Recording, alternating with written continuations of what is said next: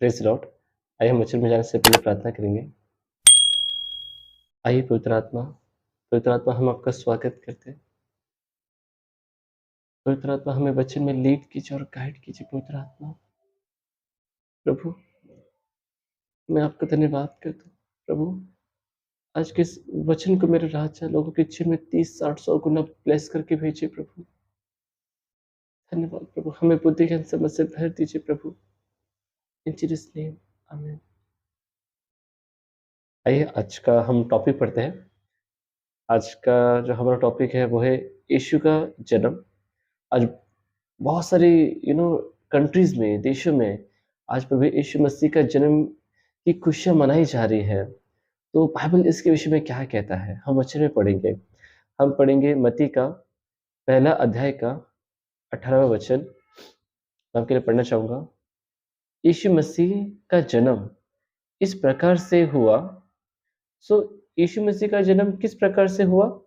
हम पढ़ेंगे लूका का। मैं पढ़ना चाहूँगा आपके लिए अ, चैप्टर नंबर 1 का 26 से 27।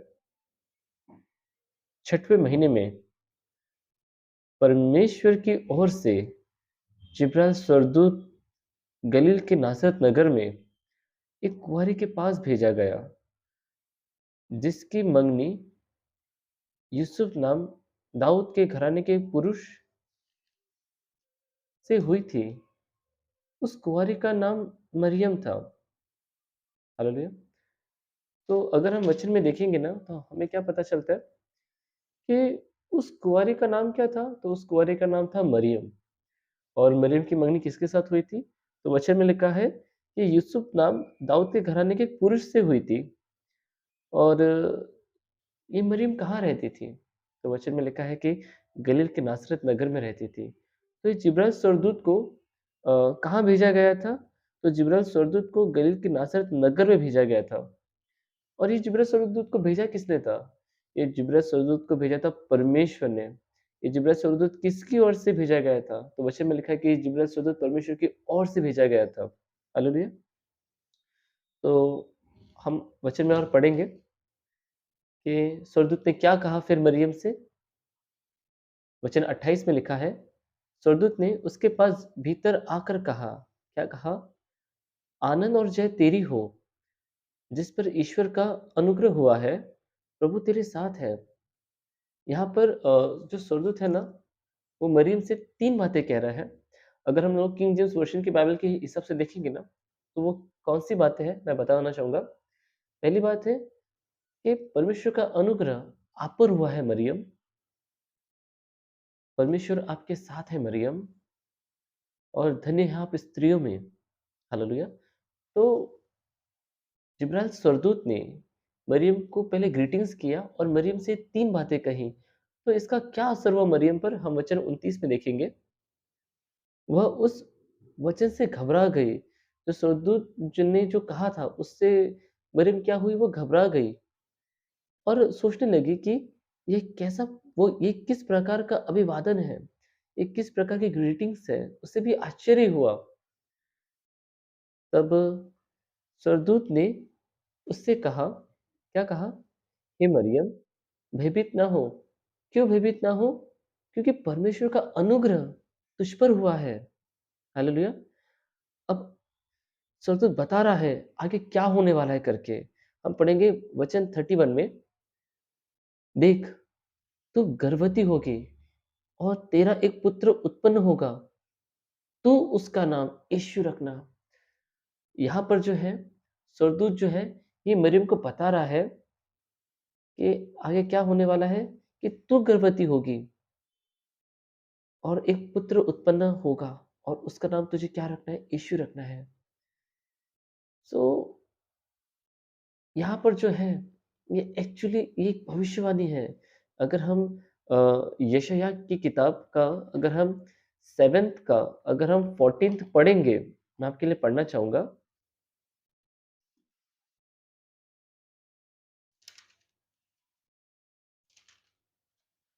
वचन में लिखा है, इस कारण प्रभु आप ही तुमको एक चिन्ह देगा। सुनो, एक कुँवारी गर्भवती होगी और पुत्र जनेगी और उसका नाम इम्मानुएल रखेगी। हाँ, तो जो परमेश्वर है, हालेलुया, ये मानव जाति के पूरे उद्धार के लिए किसको भेज रहा है? अपने पुत्र को भेज रहा है। और वचन में क्या हो लिखा है कि एक कुँवारी गर्भवती होगी, एक पुत्र उत्पन्न होगा। उसका नाम क्या रखना है? यीशु रखना है। पुराने पुराने नियम में वो इम्मानुएल है, नए नियम में वो यीशु है एक्चुअली। यीशु का मतलब है God is salvation and Emmanuel का मतलब है गॉड इज़ विद अस। दोनों ही सेम है एक्चुअली। एंड मैं आपके लिए पढ़ना चाहूँगा आगे। 32 में क्या लिखा है? वह महान होगा। पहला चीज़ क्या है कि वह महान होगा। दूसरा, परम प्रधान का पुत्र कहलाएगा। He will be the son of God most high. Hallelujah. तीसरा लिखा है, और प्रभु परमेश्वर उसके पिता दाऊद का सिंहासन उसको देगा। मतलब दाऊद के जो लाइनेज में जो किंगशिप का जो है, मीन्स राज्य का सिंहासन अब परमेश्वर किसको देने वाला है? यीशु मसीह को देने वाला है। और वह याकूब के घराने पर सदा राज्य करेगा। तो यीशु मसीह क्या करेंगे? याकूब के घराने पर सदा राज करेंगे। तो याकूब का घराना कौन-सा है? याकूब का घराना जो है, वो इज़राइलियों का घराना है। याकूब के जो गोत्र है, वो 12 गोत्र है। इब्राहिम के बाद आइसैक, आइसैक के बाद याकूब, और याकूब के बाद याकूब के जो 12 बच्चे हैं, उन्हें जो है आज उन 12 बच्चों के द्वारा क्या हुआ है, पूरा इज़राइल राष्ट्र बना है एक्चुअली। तो याकूब के घराने पर, मतलब इज़राइल के घराने पर वचन में क्या लिखा है? यीशु मसीह सदा राज करेगा। और क्या लिखा है? और उसके राज्य का अंत नहीं होगा। मतलब किसके राज्य का अंत नहीं होगा? प्रभु यीशु मसीह के राज्य का कभी अंत नहीं होगा। Praise Lord. सो यहाँ पर जो है, अब हम वचन 34 में देखेंगे। सो यहाँ पर मरियम का सवाल क्या है? हम देखेंगे। मरियम ने उससे कहा, "ये कैसे होगा? मैं तो पुरुष को जानती नहीं।" मरियम ने कहा कि मेरी तो शादी नहीं हुई है, मेरी तो अभी जस्ट मंगनी हुई है। मेरी जिससे मंगनी हुई है वो दाऊद के घराने का है, और जैसे पति-पत्नी एक-दूसरे को जानते हैं, मेरी तो अभी जस्ट सगाई हुई है। तो स्वर्गदूत उसको क्या आंसर देता है देखेंगे, क्वेश्चन 35 में। स्वर्गदूत ने कहा, "पवित्र आत्मा तुझ पर उतरेगा और परम प्रधान की सामर्थ तुझ पर छाया करेगी। इसलिए वह पवित्र जो उत्पन्न होने वाला है, परमेश्वर का पुत्र कहलाएगा।"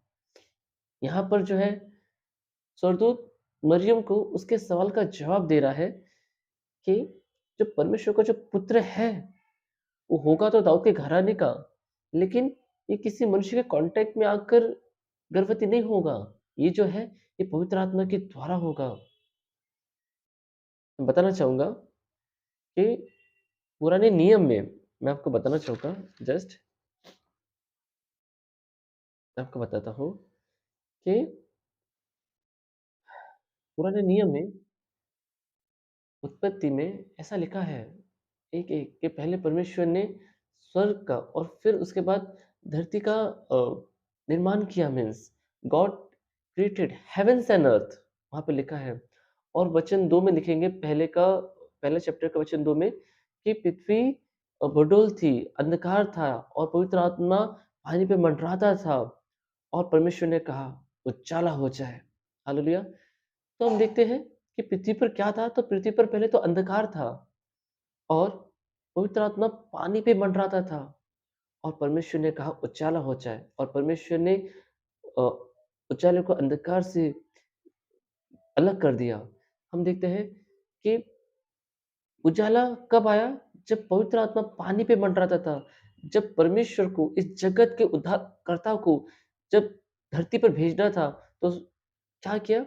मरियम के पास स्वर्गदूत के द्वारा वचन को भेजा, मैसेज को भेजा कि पवित्र आत्मा तुझ पर उतरेगा। परमेश्वर उजाले को भेजने से पहले भी पवित्र आत्मा को भेजा था पानी पे मंडराने के लिए। यहाँ पर अपने प्रिय पुत्र को भेजने से पहले परमेश्वर ने किसको भेजा? पवित्र आत्मा को भेजा। किस पर भेजा? मरियम को भेजा, कि मरियम पवित्र आत्मा के द्वारा क्या हो? गर्भवती हो। इसका ये मतलब है कि पवित्र आत्मा ने प्रभु यीशु मसीह को एक बीज के रूप में मरियम की कोख में रखा वहाँ पर। और वहाँ पे क्या लिखा है कि पवित्र आत्मा तुझ पर उतरेगा और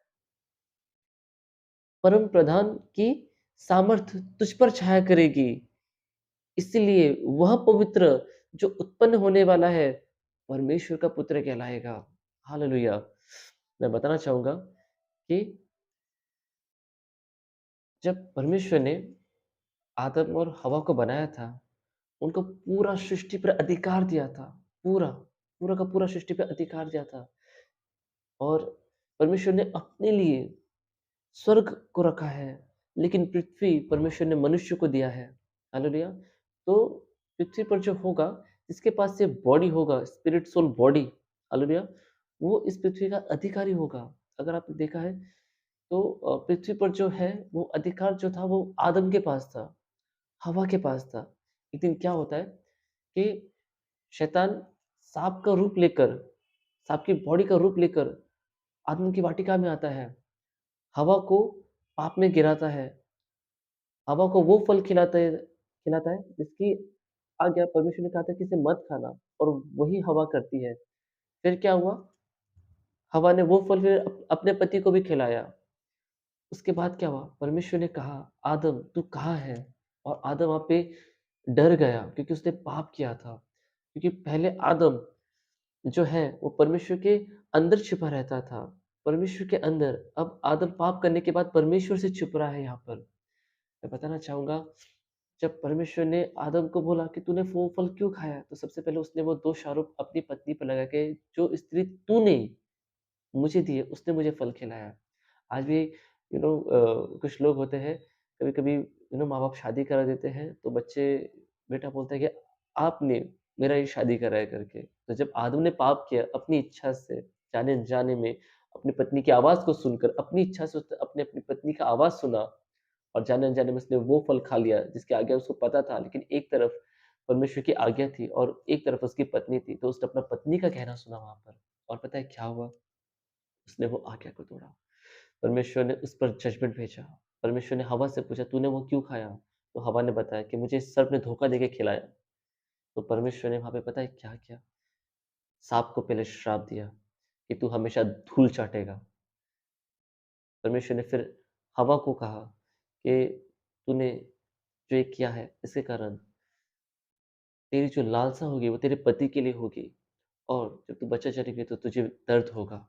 तीसरा, परमेश्वर ने आदम से कहा कि तेरे कारण भूमि श्रापित है। और परमेश्वर ने क्या-क्या पता है?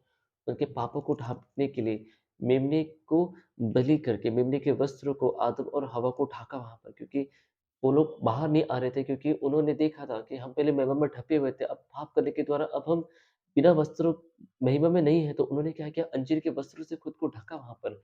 और परमेश्वर नहीं चाहता कि आप सेल्फ डिपेंडेंट हो, परमेश्वर चाहता है कि आप गॉड डिपेंडेंट बन जाएँ।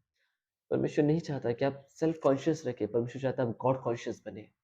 आप सेल्फ कॉन्शियस बनोगे तो आप खुद का सोचेंगे, पर आप गॉड कॉन्शियस बनेंगे तो आप परमेश्वर के विचारों के अनुसार चलोगे, परमेश्वर की इच्छा और योजना के अनुसार चलोगे।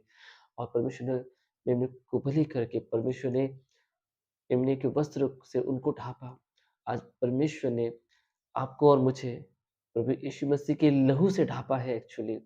और जब हम देखते हैं कि जब परमेश्वर ने कहा साँप को कि तू धूल चाटेगा, तो जो अधिकार आदम और हवा के पास था इस पृथ्वी पर पूरे राज करने का, वो राज शैतान के पास चला गया एक्चुअली।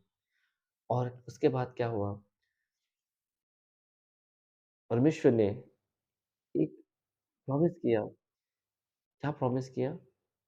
कि मैं एक रिडीमर को भेजूँगा, मैं एक मसीहा को भेजूँगा। वचन में लिखा है, परमेश्वर ने कहा, मैं सर्प और स्त्री के बीच में और उसके और स्त्री के वंश के बीच में मैं बैर रखूँगा और स्त्री का बीज सर्प का सर कुचलेगा और सर्प जो है वो उसके एड़ी को डसेगा। ये जो स्त्री थी, ये स्त्री मरियम थी एक्चुअली। मरियम का जो बीज है, यीशु मसीह, ये उसके लिए है, मीन्स ये प्रोफेसी यीशु मसीह के लिए की गई थी अतीत में, उत्पत्ति के समय से ही। जो वो स्त्री का जो बीज था, वो स्त्री मरियम थी, वो बीज यीशु मसीह था। हालेलुया! अगर हम उत्पत्ति के 6वें अध्याय में देखेंगे, तो शैतान को पता था कि मसीहा को आने से रोकना है, यीशु को आने से रोकना है, तो उसने क्या किया? वहाँ पे लिखा है कि जो स्वर्गदूत गिराए गए थे एक्चुअली, शैतान भी क्या था? शैतान भी पहले एक स्वर्गदूत हुआ करता था, लेकिन उसने क्या किया? उसने परमेश्वर से बलवा किया, विद्रोह किया। उसने 1/3 स्वर्गदूतों को अपने साथ लेकर परमेश्वर से बलवा किया और परमेश्वर ने क्या किया?